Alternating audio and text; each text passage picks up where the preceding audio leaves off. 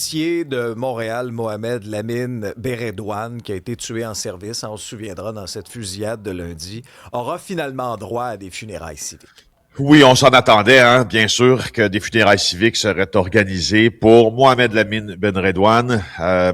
Mais là, on a la confirmation. En fait, c'est survenu hier, cette confirmation, par le service de police de la Ville de Montréal, qui a donné très peu de détails, il faut bien le dire, concernant le déroulement de la cérémonie. Je vous dirais même la date de cette cérémonie, parce que ces funérailles civiques-là, de M. Ben Redouane, décédé le 22 juin, auront lieu pas avant la semaine du 6, n'auront pas lieu avant la semaine du 6 juillet, ce qu'on peut dire. Alors, c'est peu.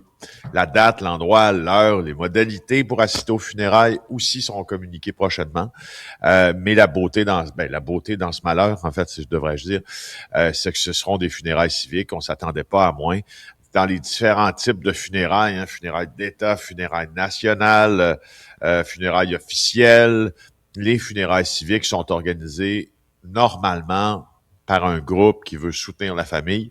Alors, dans ce cas-ci, le groupe qui veut soutenir la famille, c'est la Ville de Montréal et le SPVM. Alors, normalement, ce qu'on aura, c'est une aide d'honneur, bien sûr. Le gouvernement n'est pas impliqué normalement dans l'organisation de funérailles civiques, mais il y a fort à parier que le service du protocole du gouvernement du Québec a offert un rôle conseil là, auprès des organisateurs, s'ils en ont exprimé le souhait, parce que, heureusement, le SPVM n'est pas habitué de tenir des funérailles civiques pour ses policiers. Non, ça fait effectivement 24 ans qu'il n'y a pas un policier qui a été tué en service au SPVM. Mais tu sais, Félix, il y a quelque chose, moi, qui m'impressionne toujours, c'est l'espèce de fraternité, de solidarité entre les différents policiers. Puis ça, on l'a vu là, depuis les tristes événements. Puis quand il y a un des leurs qui tombe comme ça, là, au combat, Ouais. là, on assiste à des scènes vraiment émouvantes, là, de voir des policiers d'un peu partout, à travers le pays, voire même parfois même d'ailleurs, converger. Ils vont converger vers Montréal. Regarde aussi, juste les corps policiers du Grand Montréal, là. Le geste posé hier. Par les Cette espèce policiers de de Longueuil. cortège, oui, c'est ça, par les policiers de Longueuil, espèce de cortège vers le poste de quartier Ça m'a touché. ému beaucoup, Oui, moi ça. Ça aussi, m'a moi ému aussi. beaucoup, beaucoup, beaucoup. L'entrevue que tu viens de faire avec les gens de la Vigile m'a aussi beaucoup ému.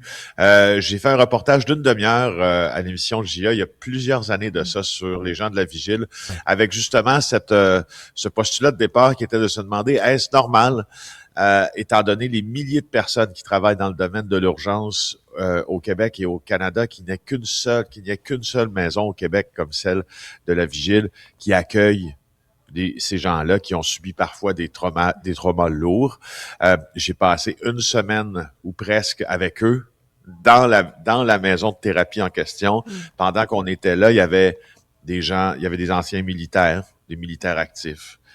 Notamment, je peux pas en dire trop pour l'identifier, là, mais parce qu'on devait préserver pour certains qui le voulaient le privilège de confidentialité, mais des gens qui ont été affectés en Afghanistan dans des missions à très, très, très haut risque, là, des spécialisations militaires, là, des vrais de vrais. Là.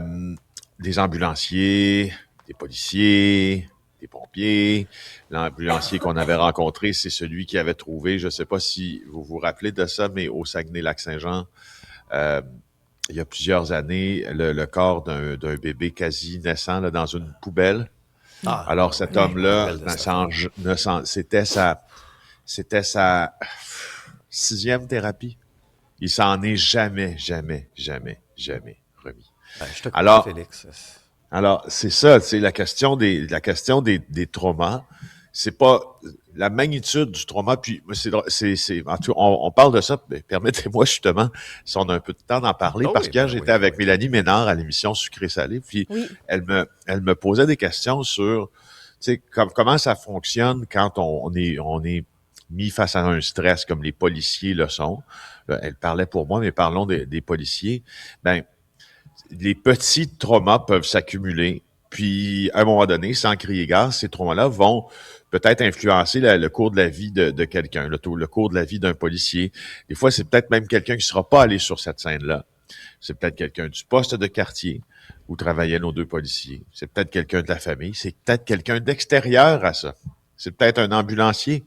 Puis, donc, c'est ce que la vigile disait précédemment. C'est pour ça qu'il faut pas... Les gens de l'urgence, là, parfois, ils hésitent à aller chercher de l'aide, puis ils hésitent. C'est plus comme avant, mais quand même, il y en a beaucoup, beaucoup qui ont des traumas dans ça. Tu sais, avant d'écrire n'importe quoi sur les réseaux sociaux, là, mettez-vous donc 2 secondes dans les bottes de ces hommes, de ces femmes-là. Là. Peut-être que votre discours va être plus nuancé après. Est-ce que tu réfères au chef du Parti vert par hasard? Je ne sais pas s'il se reconnaît, mais... Je ne sais pas s'il se sent visé par ce commentaire. C'est incroyable, passé, hein, parce que les spécialistes de la stratégie de l'emploi de la force qui travaillent, tu sais, je veux dire, la Sûreté du Québec, le SPVM, les grands corps de police, là, en ont qui travaillent 24 heures en fait, 40 heures semaine, à tous les jours, là, ils travaillent pour le service de police, puis ils sont des spécialistes des interventions comme ça. Puis il y aura un débriefage qui sera fait, puis à chaque fois, puis ils se pratiquent ces interventions-là. Puis tu peux te pratiquer 1000 fois à la même intervention. Et puis, 1000 fois sur 1000, ça va se passer comme dans les plans. La fois où ça se passe pas comme dans le plan, ben c'est ce qu'on a vu, à Côte-des-Neiges. Alors, quelqu'un qui est capable de critiquer ça, qui n'a pas la formation pour le faire, c'est sûr qu'on l'encourage à aller se former, puis nous revenir après avec une opinion échafaudée sur une formation. Non, mais lui, il sait, Félix. Lui, il est courageux. Lui, là, il a le bon réflexe. Là. Lui, là, c'est sûr qu'il aurait réagi de la bonne façon. Je vois pas pourquoi je le croirais pas. Voyons. Je peux comprendre les policiers que ça a mal passé en lisant des commentaires comme ça. Hey, avant qu'on se quitte, il en rentre de la coke d'un piano avec le Félix. Oui, pas pire, hein? Alors, c'est suite et fin de cette histoire du piano à queue dans lequel il y avait 63 kilos de cocaïne. Moi, c'est une histoire que j'avais beaucoup suivie pour son caractère totalement hors de l'ordinaire. Alors, imagine-toi, comprendons, qu'on a un gars de la Naudière, Billy Donnet-Cadieux, qui se commande, lui, un piano à queue en provenance de la Colombie. Déjà là, tu te dis, bon. C'est louche. Alors, le gars de Saint-Félix-de-Valois a commandé son piano à queue. Il est allé avec sa mère à la banque faire dédouaner le colis pour retirer l'argent pour faire dédouaner le colis. Il a impliqué sa mère, 5 000 $ de frais de dédouanement, pendant que le colis, en fait, avait été intercepté à Miami par des agents du Homeland Security, donc du département de sécurité intérieure américain. Et les agents, donc, avaient vu ce qui se trouvait à l'intérieur du piano. Ils avaient trouvé les 62 kilos de cocaïne dissimulés. Ils avaient alerté la GRC. Et ils avaient remplacé, la GRC avait remplacé les briques de cocaïne par d'autres briques, mais qui contenaient, évidemment, plus de cocaïne. Ils ont installé des micros à l'intérieur du colis qui leur ont permis d'entendre bien des choses. J'y arrive dans 2 secondes. Et là, il y a un agent d'infiltration qui s'est rendu livrer le colis chez Donnet-Cadieux. Donnet-Cadieux a amené, lui, a transféré le colis à Saint-Denis-de-Brampton. Puis une fois à Saint-Denis-de-Brampton, dans l'entrepôt, t'entendais au micro, « Hey man, c'est pesant en sacrement. » C'est ça, et je cite. Alors, c'est les gens qui le manutentionnaient.